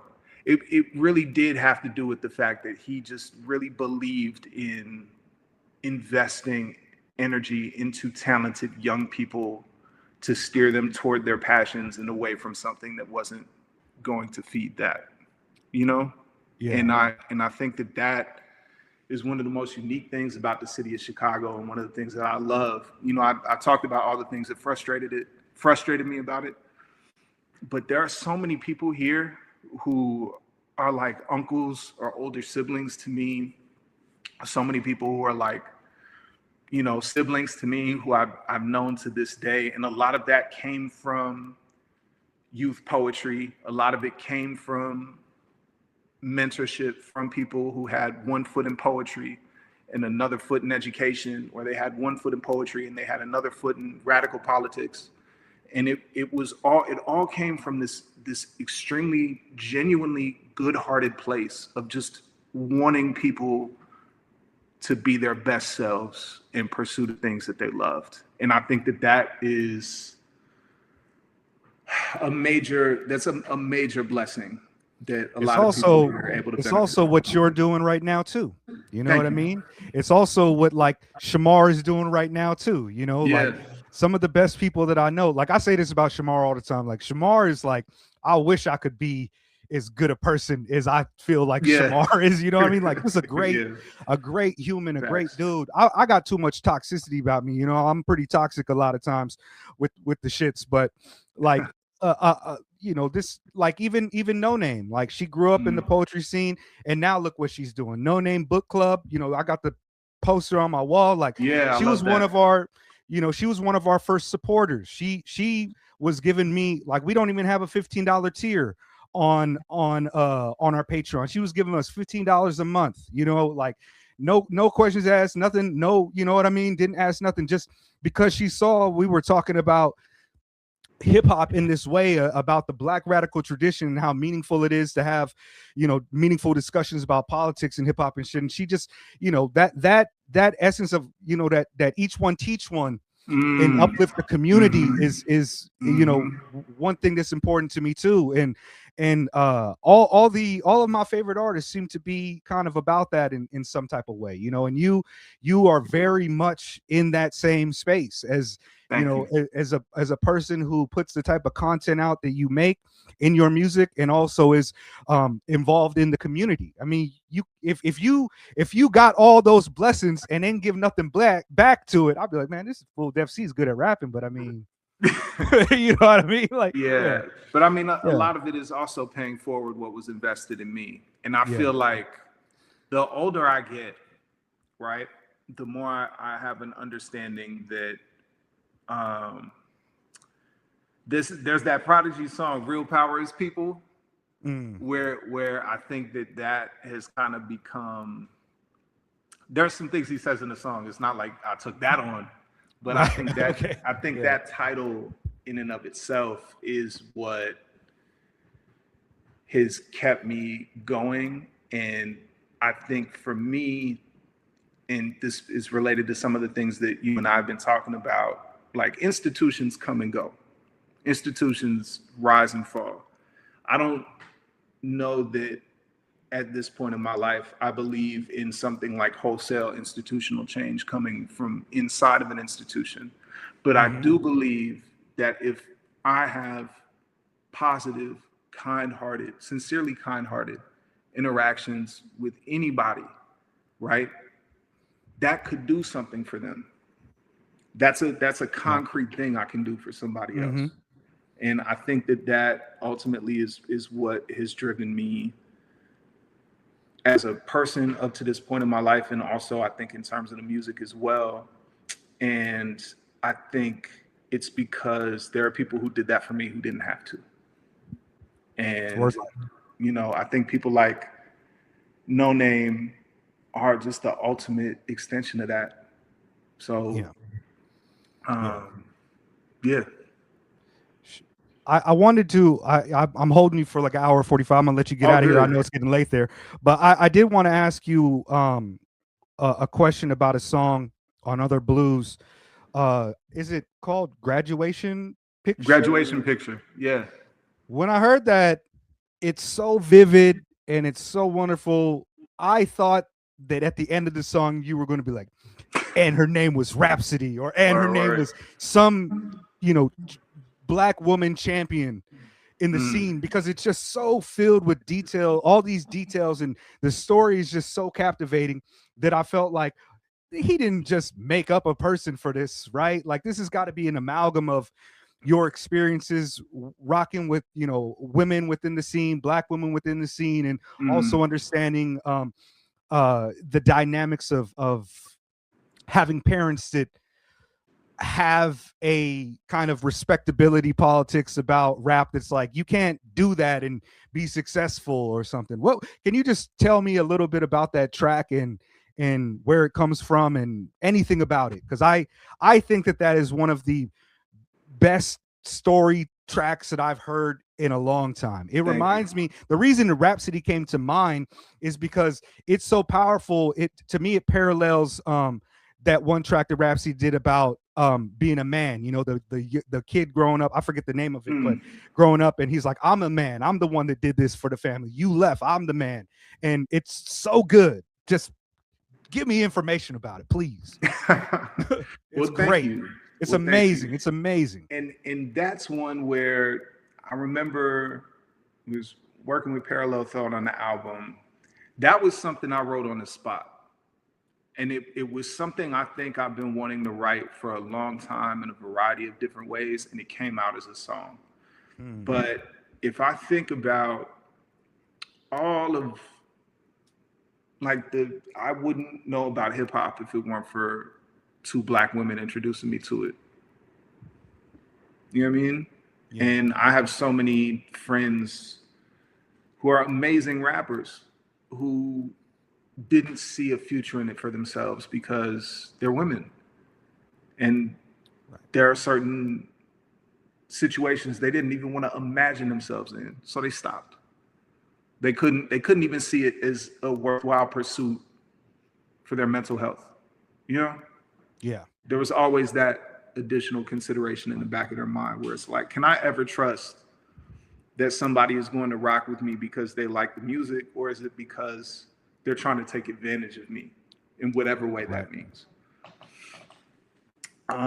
The first person I ever wrote a rap with was a black woman too, who wound up Devereaux Peters, who's now doing a lot of work in South Bend, Indiana around public housing, who actually played in the WNBA and won 2 championships Wow. with the Minnesota Lynx. Yeah, and like played at Notre Dame and went to the Final Four multiple times. Like Dev, I like there was elements of her story in there as well.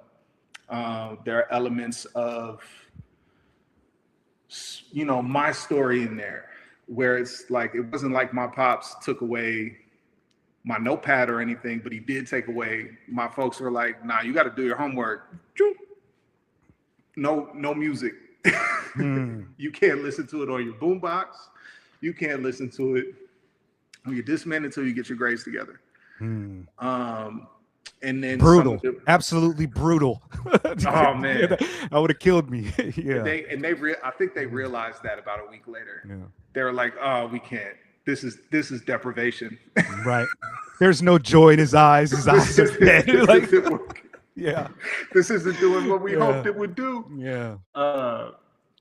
But I think that there are elements of a lot of whisper stories I've heard about people's interactions with men who are producers. And I also think I wanted there to be a song like that where the woman at the center of the song, the focus was her passion and not a romantic pursuit and not recovering from her trauma at the hands of a man. I think those were very active choices I was making in the song, where it's like that this song is like think about songs that men write about women.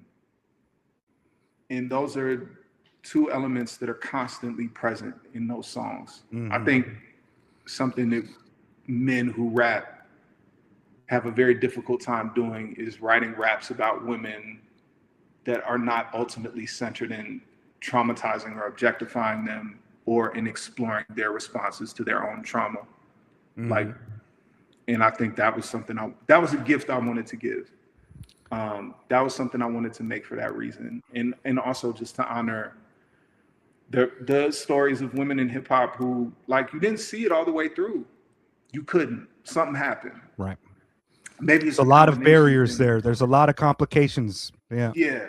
And maybe ultimately it was a combination of things. And it just was something that you chose to never pursue again. And I think that ultimately was a driving force behind the making of the song. And I remember hearing it back. Also, I do want to shout out Parallel Thought. The original beat for that song is not present in the song that you hear on the album. Like they went back and put in all the beat switches and all of that stuff is in the original beat is not present in the song at all. Those guys are geniuses. Shout out to them. Yeah. I wouldn't have known that you didn't write to that because it's so moving and it feels very cinematic with all the little additions and changes and progressions that the beat has that I just assume like, oh, he wrote to that. You know what I mean? Like, but it's yeah, but I think that ultimately was at the heart of that song's creation, and that's why that song matters so much to me. I think that there are ultimately that song could have been a lot of different things. I'm grateful that it is what people hear now. And I'm also grateful that people have the attention spans to listen to a song that's like 6 minutes long, damn near. you know what I mean? But thank you for the kind words. I appreciate it. And I feel similarly, and I never feel that way about my own work. So I think it's well-deserved. It's unusual. I don't know if there's another track like that. Because as you said, there's a lot of complicated issues when it comes to men writing about women in any form, in any genre of art. That's why we got like things like the Bechdel test and shit like that, because men typically are not able to shine a light on the experiences that women have because they lack the kind of oftentimes perhaps they lack the empathy to really understand the things that are occurring, and they don't understand how social forces are playing a role, or even how their own misogyny and other elements are playing a role.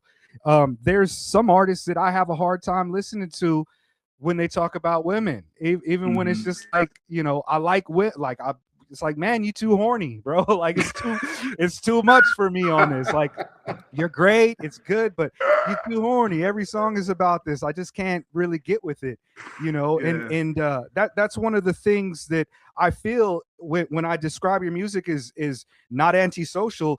You are beyond just the elements of not talking about things that are, you know, whoa, you know, be careful talking about black people in this space, be careful talking about Zionism in this space, be careful about talking about, you know, race in this space. I'm very mindful not to disrespect black women, but you take a step beyond that, where the points that you're making are not nestled into the very typical neoliberal wokeness that is very easy to do. Like the Kendrick song where he's talking about having a gay auntie, like, okay, that's cool. Like, you figured it out. You found out that you don't have to be homophobic or transphobic. Congratulations. You're now on the better side of history. But there's also a step beyond that, where you've understood it and then you do better work in regards to it. So when you express yourself, it doesn't come across as this kind of functionary thing that is very common within like liberalism and thinking that way. You have to go the step beyond, and what you do on that track is phenomenal. Like I just had never, nobody's approached it before, damn it. Like, I really just thought, man, this is a really good cheat code. He must have read an autobiography and just took down notes, and then booyah. It's like, no, but it was amazing. And I'm not being hyperbolic when I say that is one of the best and most interesting and potentially important tracks that I've heard in years. That is a masterpiece, and I've championed that song to so many people. I truly believe it, man. You killed it and continuously surprised me with how dope the bars are. From stuff like that to even just barring out dope. Like man, what, before I let you go, like what's next? What's coming up next? Do you have anything in the pipeline? I mean, first and foremost, thank you so much for the kind words. Like everything that you just said, it means a lot to hear it. And something else I want to say is that I don't think I had felt, it's corny to say it, but and ultimately is kind of a regressive thing as well. But I want to be honest. I don't think there was an urgency to write that song until, you know, I had a daughter. And there are aspects of the urgency in terms of writing it that came from that space and wanting to make the kind of art that I would want my daughter to be proud that her father made. Even if she doesn't like it, you know, she could. You got to imagine that she won't, man. I'm learning this now. Exactly. My daughter's 10. She don't like nothing I do. Exactly. Yeah. Big facts. And you know, it's important to me to hear somebody who I respect as much as you say the things that you're saying. So thank you. Thank you, fam. Yeah. And Mind Detect Mine, old hip hop shit. Yeah, right. Big facts. And I also appreciate the podcast for showing me love and Crash Press love and other blues. Like, this indie shit is lonely as hell, man. Like, this, it really can feel like screaming into the void. And sometimes where the money or the recognition doesn't show up, the kinds of conversations you guys have about the music, it's not like it can fill the void financially. Or actually, it can, though, because people then become aware of the music and then start to invest money in it. So it can fill that void financially, but more importantly, it fills that void spiritually. So I appreciate y'all for that. And it means a lot. Album with Steel Tip Dove is dropping this year. Friend of the show. Shout Friend out of to the Dove. show. Yo, my guy. I love Joe. Yeah. Album with Slime and Solar 5 is dropping this year. And You've mentioned them a few times, but I'm not hip to them. I don't know their music like that. You got to show me. You got to put me on. I got you. I'll send you a link to the album that's a work in progress. But Slime and Solar 5 are your cup of tea for sure. Okay. You would rock with them. You would definitely rock with them. But yeah, I mean, those are the ones that I feel like are close enough to completion to talk about. And then there's another project. I think I got to wrap up 1 or 2 more songs and then turn that into a label. But that should be coming out this year too. It's my first project with multiple producers since Damn Near Grown. So it's been like 11 years. So, and a lot of it is about stuff that I'll refuse to discuss in interviews forever. Okay, bet. But I'm definitely interested in how it's going to be received. So, but yeah, man, thank you for taking the time. Thank you for your interest in the music and always putting on for myself and other artists in my position. It means a lot more than you know. Hey, fam. I've been rocking with you for a while. I feel tremendously fortunate to have somebody that I respect and appreciate musically as much as I do you in our Discord and a part of our community. Anytime you want to, you know what I mean, send an album or something, like, we don't always get to review everything, but we do try to listen to it. And me and Jet, we're huge fans of the work. Always feel free to promote in our space or whatever. I'm gonna edit this up and get it out in a couple days. And yeah, fam, this is hopefully the first of many like face-to-face type of joints we have.